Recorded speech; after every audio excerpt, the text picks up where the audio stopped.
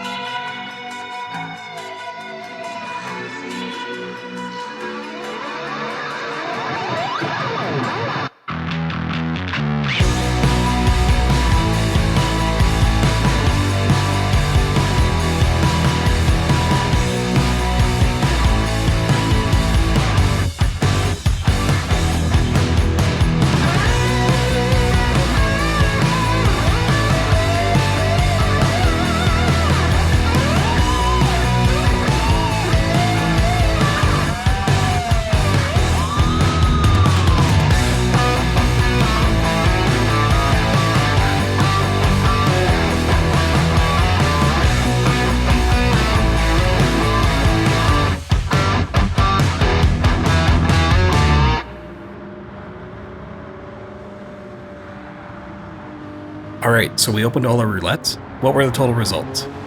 So out of those 54 tickets, 40 of them were cash prizes, which is roughly 74%. 8 were prize cars, 15%. 3 were parts, 2 of those parts were rare, which is 6%. And 2 were invites, 2 which I already had completed, but that accounts for 3%. 1 was an engine, actually taken from an engine swap roulette ticket, which only accounts for 2% of the total. So those are just the percentages, but how much did I earn? It was only about $1.5 million, which honestly doesn't seem like a lot. I was actually a bit annoyed when I totaled it up, because it does feel like the payouts are too low. But then I looked into it further and factored in the car value, which was solid around $4.9 million. That brings the total earnings up to $6.4 million. And honestly, that feels pretty good, in a way. Because if you get a duplicate car, or a car you don't want, the vehicle bonus doesn't really help. Coupled with the fact that you still can't sell cars, even to recoup a small amount of that total, the car value shouldn't really be considered in the prize pool, but I'm almost certain that they are. Which could be one of the reasons that no major changes have come to Roulette so far. They've increased the likelihood of getting higher tier tickets, but the fundamental problems with the Roulette are still there. So now I will note that these values are slightly inflated, as I had 2 5-star tickets in the mix that we got from the developers, or a new cafe series at one point, but I did leave them in the pool calculation because of the last 2 updates. Those have been added with each monthly update into the game. One other thing I noticed going through this exercise is that I got multiple 5 or 10k rewards in tiers 2, tier 3, and tier 4 tickets, which on its own isn't a huge deal, and I can accept that the pool per tier has some overlap, but I did the math and it also appears that you roll the lowest prize 75% of the time. That means that the upper tier of prize availability really doesn't benefit the average player. Having the lower prizes in the mid to upper tiers is just kind of a raw deal and should be adjusted. That's part of the reason why I feel roulettes feel so rough when you roll them. Most of the time you're getting the worst prize, and just for optics alone it kinda sucks. So you hit a higher percentage on the mid to upper tier prizes, the impression of roulettes would change for the positive. So what was the big takeaway? Out of the 54 tickets I rolled, it means that the average each ticket is worth is a little under $120,000 with the car factored in, which is actually much better than I thought. To cover all angles, I also did the math on cash only. So out of the 40 cash rewards, even with hitting 500k a few times in the pool, the average cash payout was around $38,000 per ticket, which I'd argue is just too low. Bare minimum, it should be in the 75 to 100k range. Cars are insanely expensive in this game, and there isn't a shortage of them. If you look at update 1.19 alone, to purchase those cars would cost 5.6 million credits.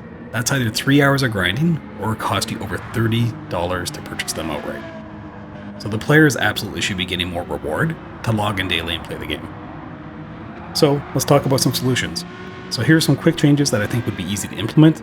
It wouldn't hurt the microtransactions much, and overall I think would improve the community's take on roulettes. So number 1, get rid of the duplicated prize pools. Number 2, get rid of the 2k and the 10k rewards. Honestly, that amount is just a joke if a set of tires alone costs 30k.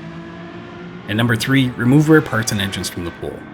One cool idea I saw on Reddit this week was to allow you to pull engines from new cars. So let's say you wanted that M3 swap, you could pick up the Z4 GT3 for like 350k, salvage the car, and then drop that engine into another car. So are the daily roulettes worth it?